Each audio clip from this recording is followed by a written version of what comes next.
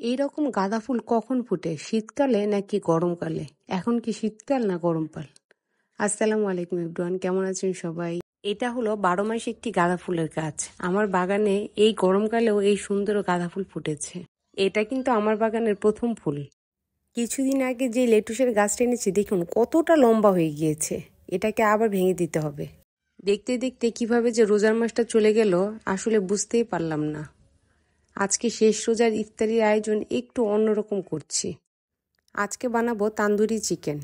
আপনারা পুরো প্রণালীটা দেখে নেন। আমি কিন্তু প্যাকেটের শানের তান্দুরি মশলাটা ব্যবহার করি। এটার ফ্লেভার যেমন ভালো, আর এক্সট্রা করে কোনো কালার মিশাতে হয় না। এটাতে এত সুন্দর একটা কালার আসে চিকেনের, দেখতেই ভালো লাগে। আজকে শেষ রোজা, আগামীকালকে ঈদ, কিন্তু রোজা চলে যাচ্ছে ভেবে আমার মনটা বেশি খারাপ হচ্ছে। এখানে আমি একটা মুরগির পরিমাপের হলো তান্দুরি চিকেন বানাচ্ছি, আর ওই পরিমাপে মশলাগুলো দিয়েছি। বাইরের অস্বাস্থ্যকর খাবারের চেয়ে ঘরের বানানো একটু কম স্বাদ হলেও এই খাবারগুলোই অনেক ভালো বাচ্চাদের জন্য।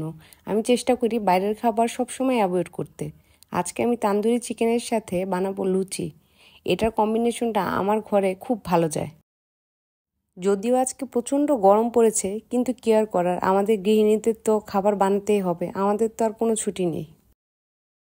আমি তান্দুরি চিকেন গ্রিলে দেওয়ার আগে চুলায় একটু পানিটা শুকিয়ে নিই, এতে করে গ্রিল করতে বেশি সময় লাগে না। এবারে রোজার মতো এত তাড়াতাড়ি কোনো রোজা যে গেল আমার মনে হয়নি। এত তাড়াতাড়ি একটা মাস চলে গেল, আমি অবাক হয়ে যাচ্ছি। আর কার কার এমন মনে হয় যে রোজার মাসটা খুব তাড়াতাড়ি চলে গিয়েছে? চিকেনগুলো যখন পানি শুকিয়ে আসবে তখন আমি ওভেনের ট্রেতে দিয়ে গ্রিলের অপশনে ওভেনে দিয়ে দিই। আর বাকি যে মশলাটুকু থাকে, এই মশলাটুকু আমি খুব ভালোভাবে কষিয়ে নিই। এই মশলা দিয়ে খেতে আমার মেয়ে খুব পছন্দ করে। যে কোনো মাংস জাতীয় খাবার গ্রিল করলে কিন্তু মশলাটা সরিয়ে তারপর গ্রিল করতে হয়, তা না হলেও কিন্তু মশলাটা পুড়ে যায়, এতে খেতে ভালো লাগে না। কারণ মাংসের ভিতরে যে মশলাটা থাকে, এই মশলাটা যদি গ্রিল করার সময় পুড়ে যায় তাহলে কিন্তু এটা অস্বাস্থ্যকর হয়ে যায়, খেতে ভালো হবে না। কথা বলতে বলতে আমি আমার লুচিগুলোই ভেজে ফেললাম। বাস হয়ে গেল আমার রান্না।